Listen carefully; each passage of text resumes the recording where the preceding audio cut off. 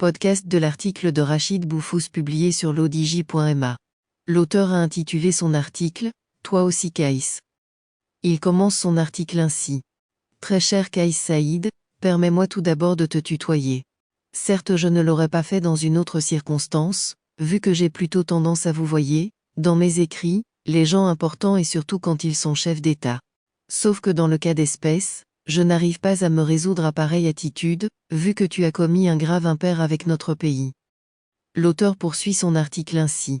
En recevant en grande pompe au pied de la passerelle le chef de la fantomatique République arabe sahraoui démocratique, pour le sommet Japon-Afrique, qui se tient actuellement en Tunisie, tu as gaffé, tout en sachant que cela nous ferait vraiment mal. Pour les autres délégations, tu as délégué ton Premier ministre, sauf pour celle d'un pays qui n'existe pas et pour laquelle tu as tenu à recevoir son pseudo-président en personne. Tout le monde sait que tu l'as fait sous le chantage financier des caporaux d'Alger, que tu as besoin de recevoir le début du commencement des 300 millions de dollars qu'ils t'ont promis l'année dernière, et qu'ils n'ont pas, mais ça tu ne le sais pas, sauf si tu veux leur forcer la main en agissant ainsi. Déjà, s'ils avaient cet argent, ils auraient acheté un Canadair pour éteindre les feux successifs, qui brûlent leurs forêts chaque année. Il ne faut pas sortir d'Harvard pour comprendre cela. Bref, tu as commis une grosse bourde avec le seul pays dont le chef d'État s'est déplacé en personne après les attentats de 2014 en Tunisie pour venir passer 10 jours dans ton pays et faire passer le message qu'il n'y a pas de danger à se promener sans garde du corps dans les rues de Tunis. L'auteur précise sa pensée ainsi. Je ne sais pas ce que tu vas avancer comme justificatif, mais tu oublies juste que le Maroc est l'unique pays d'Afrique du Nord qui investit massivement dans ton pays et que Attijari est l'une des plus importantes banques chez toi.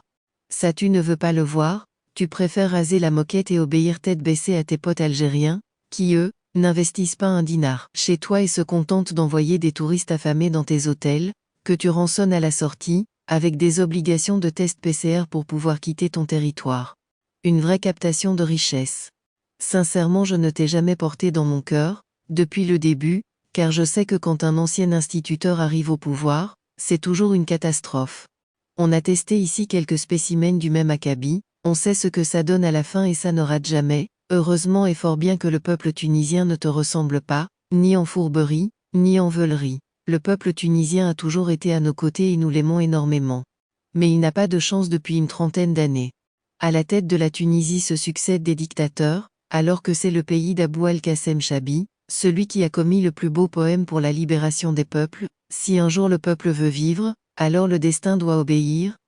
L'auteur précise que les Tunisiens ont pourtant été les premiers à amorcer le printemps arabe en sortant dans les rues dès la fin du mois de décembre de 2010.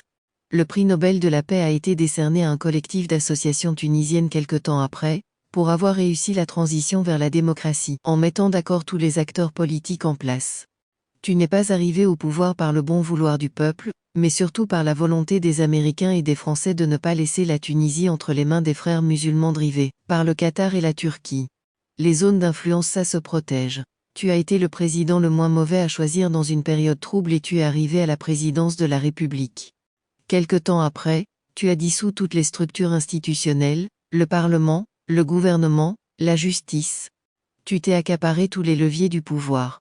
Et le peuple tunisien attend que tu daignes accoucher des réformes révolutionnaires plus à même de sortir le pays de la sombre éclipse où il se trouve et que tu as promis à corps écrit. Et c'est à ce moment que l'Algérie t'a alpagué et mis sous sa tutelle. Elle te fait peur l'Algérie et ça se sent. Tu as peur qu'elle diligente un coup d'État et qu'elle te renverse illico presto. Ça peut se comprendre.